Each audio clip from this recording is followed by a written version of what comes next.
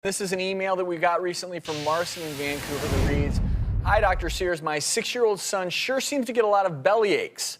How do I know when it's something serious or if he's just faking it?"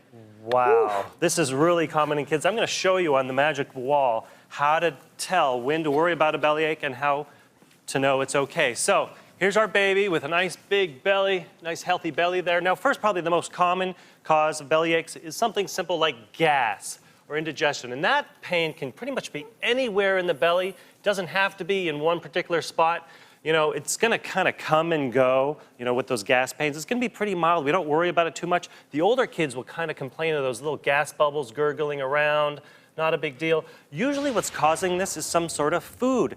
Dairy is really common. So if your son's having this a lot, may lay off the dairy and see if it gets better. Now, what if it's something a little more serious, something like the stomach flu or food poisoning, some sort of infection?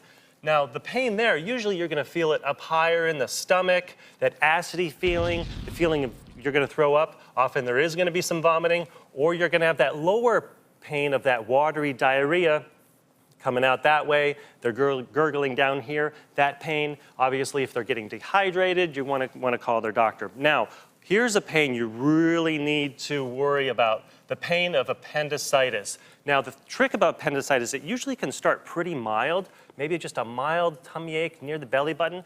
You're not going to worry about it at that point. But then within a few hours, it gets a lot more severe and often travels to that right lower quadrant. And it's a really sharp pain. Often there's going to be fever as well.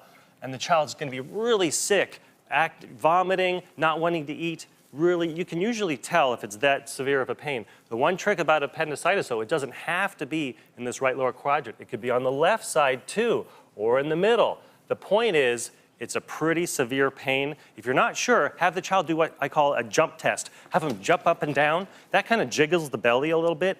And if it's appendicitis, that's really going to hurt, and it's time to go to the ER. Dr. Sears, those are good tips. And the reason you want to diagnose appendicitis early is if it's delayed 24+ hours, your appendix can rupture, and that can cause a lot of additional problems.